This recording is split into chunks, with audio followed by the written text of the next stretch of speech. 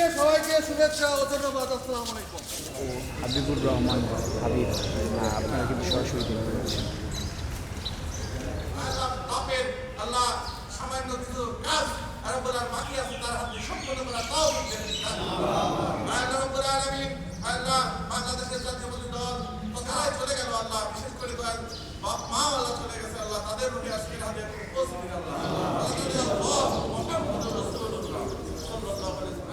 বিএনপির সময় যখন আমাদের কথাগুলি বিভিন্ন ইলেকট্রনিক্স মিডিয়া প্রচার করতো না, তখন এই প্রচার দলই সারা বাংলাদেশ না সারা পৃথিবীর কাছে আমাদের কথাগুলি তুলে ধরেছেন। এবং পরবর্তী সময়ে এই বৈষম্য যে আন্দোলন যখন শুরু হলো, মাঝখানে বন্ধ করে দিয়েছিল সরকার, বিভিন্নভাবে যখন বন্ধ করে দিল মিডিয়া, তখন আমি রেকর্ডিং করতাম, যখন সুযোগ পেতাম তখন সবুজের কাছে পাঠিয়ে দিতাম। সবুজ সেগুলো প্রচার করতো, আমাদের দেশের থেকে না দেখলে বাইরে থেকে দেখতে পেত। পরবর্তী সময় এখন এই যে 5 তারিখ পর্যন্ত প্রতিনিয়ত আমার সেইগুলি প্রচার করেছে, আমাদের দলের জন্য কাজ করেছে। আমি মনে করি আর কি সবুজ আমাদের মাঝে ফিরে এসেছে। এখন আমরা আমাদের দলের 31 দফা, আমি যেটা আগে বলেছি, এক দফা করে সবুজের মাধ্যমে, প্রচার দলের মাধ্যমে এখানে মাহফুজ আছে, আকবর আছে, প্রচুর কাজ করেছে। মাহফুজ আকবর গ্রেপ্তার হয়েছিল অনেক দিন, মানে সে ছবি উঠাতে গিয়েছিল, তাকে নিয়ে অনেক দিন কারাগারে রেখেছিল। তখন বারবার বলতাম প্রচার দলকে তারা এরকম একটা, মানে আওয়ামী লীগ সরকার একটা মনে করতে যে প্রচার দল তাদের জন্য একটা বড় বাধা।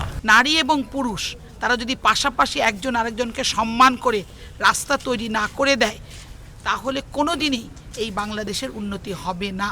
সুতরাং আমাদের নেতা জনাব তারেক রহমান এই নীতিতে বিশ্বাসী দেখেই তিনি 31 দফা বাস্তবায়নের জন্য আমাদের কাছে দাবি জানিয়েছেন, জনগণের কাছে দাবি জানিয়েছেন। আমরা মনে করি এই 31 দফার মধ্য দিয়েই এই বাংলাদেশে একটা রাস্তা তৈরি হবে, যেটাতে আমরা নারী এবং পুরুষ পাশাপাশি হেঁটে একসাথে কাজ করে এই বাংলাদেশকে একটা উন্নয়নশীল দেশে এবং পৃথিবীর মানচিত্রে একটা অনেক বড় একটা জাতি হিসাবে আমরা দাঁড়াতে পারবো। আমরা বিশ্বাস করি আর এই আন্দোলন এখনো শেষ হয়ে যায় নাই। যে পর্যন্ত আমরা একটা নির্বাচিত পার্লামেন্ট না পাবো, নির্বাচিত সরকার না পাবো, সেই পর্যন্ত কিন্তু এখন পর্যন্ত আমরা বিভিন্ন রকম ষড়যন্ত্রের সম্মুখীন আছি। পরাজিত ফ্যাসিবাদ এখনও ষড়যন্ত্র করছে, ষড়যন্ত্র করে চেষ্টা করছে যাতে নির্বাচন বানচাল করা যায়, এই অন্তর্বর্তীকালীন সরকারকে ব্যর্থ করা যায়। তাই আমরা বলবো ডক্টর ইউনূস সাহেব যেমনি সকল ষড়যন্ত্রের মুখে থেকেও তিনি নির্বাচনের যে ঘোষণা তিনি দিয়েছিলেন লন্ডন বৈঠকে আমাদের নেতা তারেক রহমানের সাথে আলোচনা করে, তিনি সেটা পুনর্ব্যক্ত করেছেন।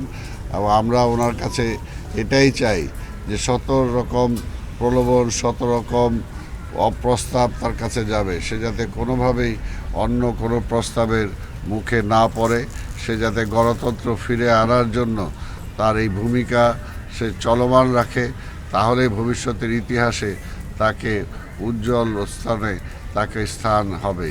আর যদি এখান থেকে সে যে বিচ্যুত হয়, তাহলে কিন্তু কোনোভাবেই সেটা তার জন্য মঙ্গল হবে না, দেশের জন্য মঙ্গল হবে না।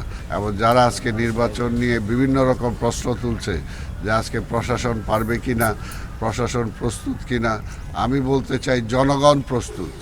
জনগণ 17 বছর ভোট দিতে পারে নাই, জনগণ আজকে নির্বাচনের প্রস্তুত। কাজে জনগণের মুখে কেউ এই নির্বাচনকে ছিনিয়ে নিতে পারবে না, এই নির্বাচনকে প্রশ্নবোধক করতে পারবে না।